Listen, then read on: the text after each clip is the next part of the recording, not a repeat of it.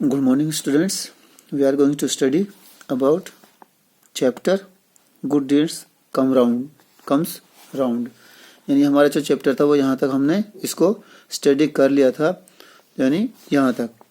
तो हमने यहाँ इसकी जो लास्ट लाइन थी उसको इसका ट्रांसलेशन नहीं किया था। तो यहाँ पर हूँ despite the intense the heat wore a fleece line Russian aviators hat, यानी जो आदमी एकदम गुस्से में आ गया था तो उसने एक टोपी पहनी हुई थी लाइनदार, जो भी Russian aviators hat with furry earflaps, यानी जो लगभग उसके कानों तक पहुंच रही थी। That dangle to his shoulders like the spaniel dog ears, यानी और वो टोपी इतनी नीची थी कि शायद उसके कंधों तक, यानी उसके कंधों तक वो लटक रही थी। लाइक ए स्पेनियल ईयर्स, यानी स्पेनियल एक डॉग की प्रजाति है, यानी एक स्पीसीज है, ठीक है ना, यानी एक उसकी जाति है जिसके कान बहुत ज्यादा लंबे लंबे होते हैं। तो वो टोपी उसी तरह से उसके कानों से होते हुए कंधों तक लटक रही थी। तो एट एवरी रेबल, यानी एवरी रेबल हर विद्रोही, और इनकैम्पमेंट वी पास्ट, इनकैम्पमेंट बोलते हैं कि यानी छोटी छोटी टुकड़ियों में रहना, यानी इनकैम्पमेंट बोलते हैं यानी छोटी छोटी टुकड़ियों में बस जाना, यानी 10, 20, 50 की एक टुकड़ी होती थी जो एक जगह पर बसी हुई थी। तो उसके अलावा और कोई दूसरी जो टुकड़ी होती थी वो थोड़ी दूर पर बस जाती थी। तो एट एवरी रेबल यानी एनकैम्पमेंट वी पास्ड, यानी जहां तक हम उनके कबीलों से या उनके जहां वो बसे हुए थे वहां तक गुजरे। तो आई सेंस्ड, यानी मैंने समझा, the story of my capture being यानी एम्बेलिस्ड। एम्बेलिस्ड बोलते हैं कि एक कहानी थी, यानी वो कहता है कि मैंने ऐसा लगता था मानो कि मैंने जो इनके साथ में आया हूं तो मुझे शायद कुछ इनको ऊपर जैसे कुछ कहानियां बन जाती हैं, यानी झूठ सच वगैरह मिलाकर जैसे बना देते हैं अफवाह, ऐसा वो अपने ऊपर महसूस करता है। तो कहता है I sense the story of my capture, यानी मैंने एक अपने ऊपर एक कहानी को महसूस किया।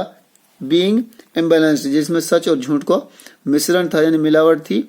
तो आई हैड बीन आर्म्ड, यानी मुझे हथियार दिए गए। आई हैड रजिस्टर्ड, यानी मुझे पाबंद कर दिया गया। आई वॉज ए स्पाई, यानी मैं एक जासूस था। समटाइम्स, कभी कभी, the story was accompanied by cough and kicks, यानी समटाइम्स कभी कभी, the story was accompanied by cough and kicks, यानी कभी कभी ऐसा होता था कि जो कहानी है वो उल्टी पड़ जाती थी। तो यानी कप्स एंड किक्स बोलते, जैसे कप्स वो से बोलते हैं घूसों को और किक्स लातों को, यानी कभी कभी कहानी जब उल्टी पड़ जाती है तो लात और घूसों से मालिश भी बढ़िया होती है, यानी उनमें उनके साथ हमारी हाथापाई भी हो जाती है। तो I started to worry that the red eyed sergeant, यानी आई स्टार्टेड टू वरी, यानी मेरी चिंताएं शुरू हो गई, यानी मैं चिंता करने लगा। दैट की द रेड आइड सर्जेंट, यानी जो लाल आंखों वाला जो सर्जेंट था, यानी जो कैप्टन था, might shoot me to impress his commander, यानी कॉमरेड्स, यानी वो कहता जो सर्जेंट था वो मुझे शूट कर सकता था, किस लिए? टू इम्प्रेस द कॉमरेड्स, यानी जो उसके साथी थे उनको भरोसा दिलाने के लिए या उनको इम्प्रेस यानी खुश करने के लिए वो मुझे गोली मार सकता था। तो ऑन द सेकेंड डे, यानी दूसरे दिन, we finally reached their base, यानी अंत में, यानी दूसरे दिन का जो अंत था वो हम उसके बेस तक, यानी जहां उनका मेन ठिकाना था वहां तक पहुंच जाते हैं। तो I was presented to the camp commander, यानी I was presented to the camp commander a small man in blue fatigues, यानी वो कहता है कि मुझे प्रेजेंट किया, यानी मुझे उनके सामने पेश किया गया। द कैंप कमांडर, यानी जो कैंप का कमांडर था। ए स्मॉल मैन, यानी एक छोटा सा आदमी था। इन ओलिव फैटिगाइज, यानी जिसने वो हल्की यानी ढीली ढाली सी ड्रेस पहनी हुई थी। As he listen to the long report of my capture, जैसे ही उसने मेरी कैप्चर किया, यानी मेरी पकड़ने की या मुझे उन्होंने अगवा किया था, उसकी पूरी रिपोर्ट वो उसको बताते हैं। हिज डिनर अराइव्ड, यानी जब तक कि उसका जो डिनर था यानी शाम का भोजन था वो आ चुका था। I was order to wait, और मुझे इंतजार करने के लिए कह दिया गया था, यानी मुझे इंतजार करना है।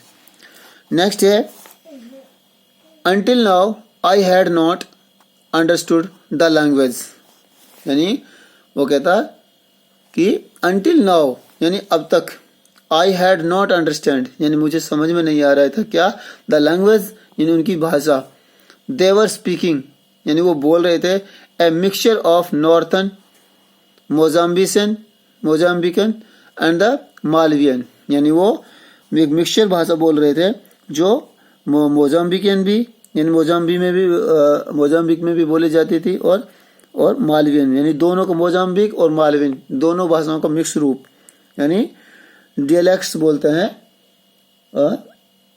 यानी वहाँ की एकदम खड़ी भाषा यानी देहात की भाषा। तो interspersed with the phrases of the Portuguese, यानी और उसमें काफी कुछ मिलावट की जाती, यानी उसमें कुछ मिलावट की जाती यानी कुछ पैराग्राफ या फिर कुछ कहानियां या फिर कुछ कहावतें उसमें पुर्तगाल की जो भाषा थी उसमें से उसमें मिक्स किया था। But now I distinctly heard the commander give order to his servant, यानी but now I distinct heard यानी अब मैं साफ तौर पर यानी मुझे सुनाई पड़ रहा था कि द कमांडर गिव ऑर्डर्स यानी जो कमांडर था उसने आदेश दिए, टू हिज सर्वेंट अपने नौकर को, इन चीन ड्याउस यानी ऐसा लगता था कि मान जो उसका चीन ड्याउ था, ये dialect use by the Nadu people, यानी वहां जो डायलेक्ट यानी जो उसमें मिश्रण कर रहा था बोली में, यानी उसको दूसरों के सामने प्रस्तुत कर रहा था, तो वो शायद नाडू पीपल था, यानी वो यानी कि कबीला है उससे संबंधित रखते हैं। तो I listened a little longer to be sure, यानी मैंने थोड़ी देर निश्चित रहने के लिए या निश्चित करने के लिए मैं थोड़ी देर उसकी बातों को गौर से सुनता हूं।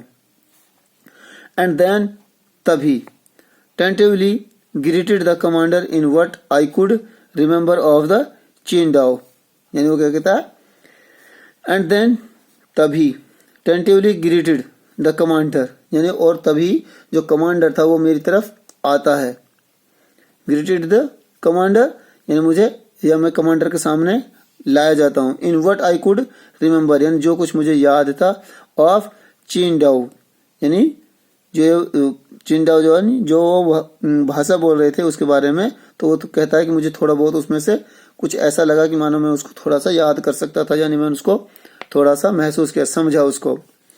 तो नेक्स्ट है, डू यू थिंक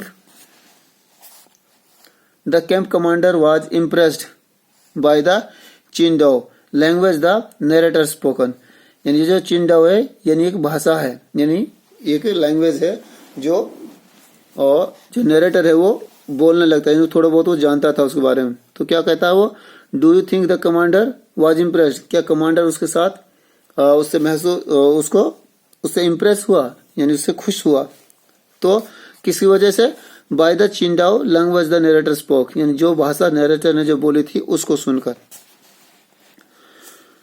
तो ही वॉज अमेज्ड बोलते हैं यानी आश्चर्यचकित होना, यानी बहुत ही ज्यादा एकदम उसको वंडर होना। तो where did you learn this language, he asked यानी वो पूछता है कि ये जो भाषा है तुमने कहाँ से सीखी है। I told him that I have lived in ये चिमानीमानी माउंटेन्स, यानी कहता आई टोल्ड हिम मैंने उसको बताया, आई हैड लिव्ड इन यानी मैं रह चुका था, इन चिमानीमानी माउंटेन्स यानी यह जगह है। तो जो चिमानीमानी जो माउंटेन्स यानी पर्वतों से घिरा हुआ एक क्षेत्र है, on the Rhodesian side as a boy यानी वो कहता है ये है रोडेशियन यानी एक जगह है उसकी तरफ वो इशारा करता है कि भाई रोडेशियन जो साइड है वहां पर मैं एक छोटा सा बच्चा के तौर पर मैं वहां रहता था, तभी मैंने ये भाषा वहां से सीखी थी। तो what is your family name, he asked यानी उसने पूछा कि तो जो हमारा फैमिली नेम है वो क्या है, यानी जैसे कोई भी हमारा कुंबा कबीला होता है या फिर फैमिली होती है, यानी जो कंबाइंड जो फैमिली होती है उसमें जैसे बहुत बड़े उसके जो पूर्वज होते हैं यानी ग्रैंड फादर्स होते हैं, फोर फादर्स होते हैं, उनका जो नाम चलता है उसी से सारी फैमिली की आइडेंटिटी चलती है। तो वो उससे पूछता है कि what is your family name, यानी तुम्हारा परिवार का नाम क्या है, यानी किस परिवार से बिलोंग करते हो तुम। तो वो बोलता है गॉडविन, ठीक है ना। तो कहता है गॉडविन परिवार से। तो कहता है Godwin he said thoughtfully turning over the name, यानी उसको नाम सुनने के बाद वो थोड़ा सा सोच में पड़ता है। यानी ही सैड थॉटफुल्ली यानी वो एकदम सोचने में मशगूल हो जाता है। और क्या कहता है टर्निंग ओवर द नेम, यानी वो जब नाम सुनता है तो एकदम बदल जाता है। Was your mother the doctor on the side, यानी वो क्या कहता है कि was your mother the doctor on that side, क्या उस समय या उस तरफ जो तुम्हारी माँ थी वो वहां पर डॉक्टर थी। तो वो कहता है यस आई सैड, यानी मैंने कहा हाँ बिल्कुल, यानी वहां जब मेरी माँ थी वो एक डॉक्टर का काम करती थी। She was the government medical officer for the ये मैलेस्टर डिस्ट्रिक्ट, यानी जो मैलेस्टर डिस्ट्रिक्ट थी यानी उसमें वो एक मेडिकल गवर्नमेंट मेडिकल ऑफिसर थी। तो वो लोगों को ट्रीट करती थी, यानी कोई भी परेशानी हो जाती थी तो उनको अच्छे से हैंडल करती थी और उनकी देखभाल भी करती थी।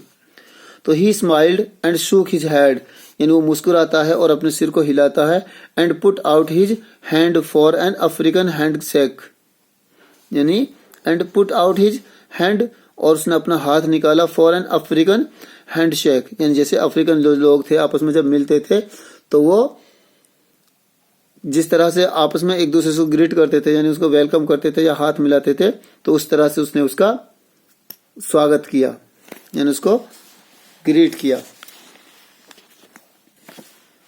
नेक्स्ट है she was the one who vaccine me, यानी वो क्या कहती है, कहता है she was the one who vaccine me when I was a child, यानी वो कहता है जब मैं एक बच्चा था तो उसने मुझे दवाई पिलाई थी। पुलिंग अप हिज स्लीव्स, यानी अपनी जो स्लीव्स बोलते हैं बाहें, यानी उसको अपनी बाहें जो थी यानी जैसे हम शर्ट की जो स्लीव होती है बाहें होती है जिसमें कप्स लगे होते हैं तो उसको बोलता है, यानी वो अपनी कप्स को स्लीव्स को ऊपर चढ़ाती हुई he showed me a small vaccine scar on his shoulder, यानी उसने अपने उसके कंधे पर एक छोटा सा वैक्सीन का टीका लगाया था यानी दवाई लगाई थी। तो कहता है did you ever go with your mother to help her, he asked, यानी वो क्या कहता है उससे, क्या तुम कभी अपनी माँ के साथ गए हो उसकी मदद करने के लिए। तो ही नोडिड, यानी वो सर को हिला देता है। नोडिड कहते हैं यानी एफर्मेशन में सर का हिलाकर जवाब देना। यस ही सैड, यानी उसने कहा हाँ। You gave me the sugar medicine, यानी उसने कहा कि तुमने मुझे शुगर में जो मेडिसिन यानी उसमें शुगर लंप में एक लिक्विड मिला के दिया जाता था, तो वो ये लड़का जो था वो उस वक्त उन बच्चों को वो वैक्सीन देता था। You gave me the sugar medicine, यानी तुमने मुझे जो शुगर में जो मेडिसिन थी दवाई थी वो मुझे दी थी। आई रिमेम्बर नाउ, यानी अब भी मुझे याद है।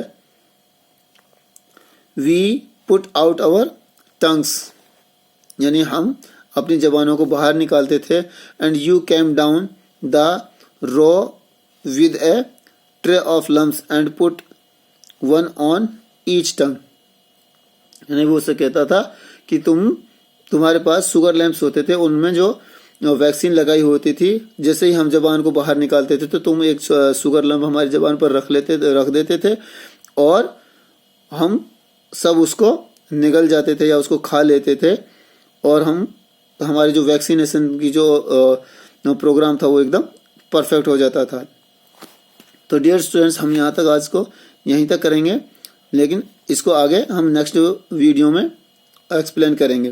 तो मैं उम्मीद करता हूँ कि आप इसको स्टडी करेंगे इसको और अच्छे से ध्यान से इसको देखेंगे पढ़ेंगे। ठीक है।